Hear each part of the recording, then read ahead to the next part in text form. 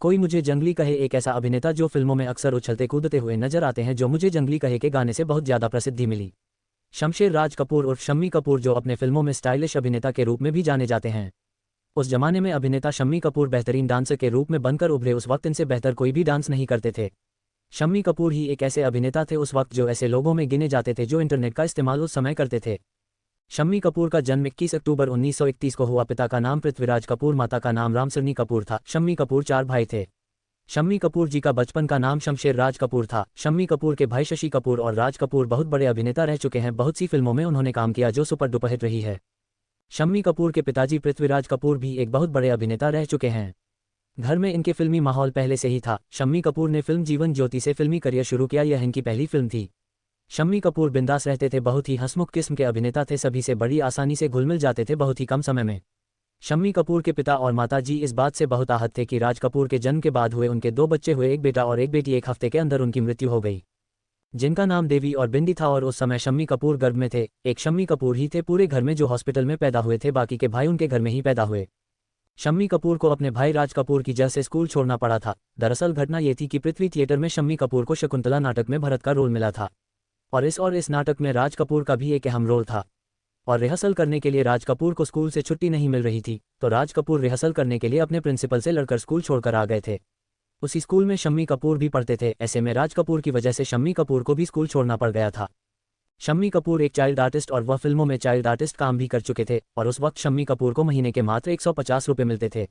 शम्मी कपूर की कई लड़कियां फ्रेंड हुआ करती थी और इस बारे में उनके घर वाले भी बहुत अच्छे से जानते थे। और एक ऐसा समय था जब सनी कपूर एक विदेशी की एक बेली डांसर को डेट किया करते थे। कुछ वक्त के बाद इन दोनों के बीच ब्रेकअप हो गया। अभिनेत्री नूतन उसकी चाइल्डहुड गर्लफ्रेंड थी। फिल्म लैला मजनू जो साल 1953 में आई थी, उसमें इन दोनों ने एक साथ काम किया था। शम्मी कपूर 6 साल के थे और नूतन 3 साल की थी। तब से ये दोनों दोस्त थे। शम्मी कपूर को हिंदी के मुकाबले पहाड़ी गाने ज़्यादा पसंद आते थे। शम्मी कपूर जब भी खाली रहते थे तो वह पहाड़ी गाना गुनगुनाते रहते थे। साल 1955 में शम्मी कपूर ने गीता बाली से शादी कर ली। गीता बाली भी एक अभिनेत्री है। इन दोनों की मुलाकात फिल्म कॉफ़ी हाउस के सेट पर हुई थी और उस वक्त से शम्मी कपूर अभिनेत्री गीता बाली के पीछे पड़ गए थे और उसे हमेशा पूछते रहते थे कि आप मुझसे शादी करोगी। और हर बार अभिनेत्री गीतावली ना करती थी और जब एक बार और शम्मी कपूर ने गीतावली से पूछा कि तुम मुझसे शादी करोगे, तो इस बार अभिनेत्री गीतावली ने हाँ कह दिया। उसके बाद अभिनेत्री गीतावली ने शम्मी कपूर से कहा कि चलो शादी करते हैं और दोनों ने मंदिर में जाकर शादी कर ली। मज़ेदार की बात यह है कि उस वक्त गीतावली की मांग भरने के लिए उनके पास सिंदूर नहीं था। सिंदूर न मिलने पर गीतावली ने अपने बैग से लिपस्टिक निकालकर शम्मी कपूर को दिया। उसके बाद इन दोनों ने शादी की।